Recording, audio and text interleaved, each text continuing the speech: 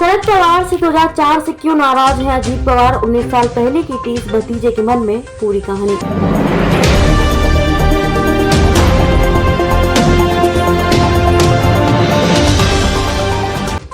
महाराष्ट्र में पिछले कुछ दिनों से विधानसभा में नेता प्रतिपक्ष अजीत पवार के बीजेपी में शामिल होने की अटकलें चल रही हैं। यह चर्चा भी शुरू है कि अजीत पवार को एकनाथ शिंदे की जगह सीएम बनाया जा सकता है। हालांकि यह सब तब होगा जब सुप्रीम कोर्ट का फैसला शिंदे फडणवीस सरकार के खिलाफ आएगा।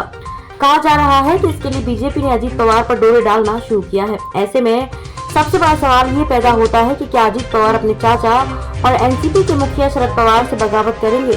राजनीतिक गलियारों में यह मुद्दा चर्चा का विषय बना हुआ है। जानकारी के मुताबिक अजीत पवार ने सोमवार के दिन के सभी कार्यक्रम रद्द कर दिए थे। सोमवार को शरद पवार और सुप्रिया सुले बारामती में थे, जबकि अजीत पवार मुंबई में थे। मौजूदा राजनीतिक घटनाक्रम के चलते महाराष्ट्र में चाचा भतीजे के बीच मनमुटाव को लेकर भी चर्चा का बाजार गर्म हो चुका है। हालांकि महाराष्ट्र में चाचा भतीजे के विवाद कोई नया मामला नहीं है। महाराष्ट्र की राजनीति में शरद पवार और अजीत पवार के बीच अनबन हमेशा से चर्चा का विषय रही है। खास बात यह है कि इसी साल फरवरी के महीने में अजीत पवार ने अपने दिल के दर्द को कहा भी था। 2004 में क्यों शुरू हुई थी अनबन? महाराष्ट्र में साल 2004 के विधानसभा चुनाव में एनसीपी राज्य की सबसे बड़ी पार्टी बनी थी। हालांकि तब पार्टी ने मुख्यमंत्री बनने का हाथ में आया हुआ बेहतरीन मौका गंवा दिया था। तब अजीत पवार ने कहा था कि 2004 में मुख्यमंत्री का पद छोड़ना सबसे बड़ी गलती थी।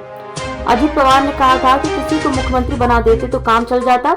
आपको बता दें कि उस चुनाव में एनसीपी को 71, कांग्रेस को 69 सीटें मिली थी, इसलिए मुख्यमंत्री का पद एनसीपी को मिलना चाहिए था। हालांकि शरद पवार ने कांग्रेस के साथ बातचीत की और कांग्रेस को महाराष्ट्र के मुख्यमंत्री का पद दे दिया। उसके बदले में 2 कैबिनेट पद और 1 राज्य मंत्री का अतिरिक्त पद लिया। यहीं से शरद पवार और अजीत पवार के बीच अनबन शुरू हो गई थी। फिर 2009 के चुनाव में भी टिकट बंटवारे को लेकर शरद पवार और अजीत पवार के बीच मामूली अनबन हुई थी।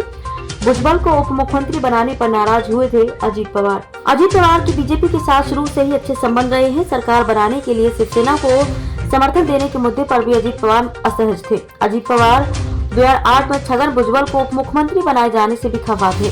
साल 2010 में जब आदर्श घोटाले में नाम आने के बाद तत्कालीन सीएम अशोक चव्हाण ने इस्तीफा दे दिया था। इसी प्रकार साल 2012 में अजीत पवार पर सिंचाई घोटाले का आरोप लगा था। उस वक्त अजीत पवार ने अचानक इस्तीफा दे दिया था, जो काफी दिनों तक चर्चा का विषय बना था। बेटे पार्थ पवार की चुनावी हार से नाराज अजीत पवार।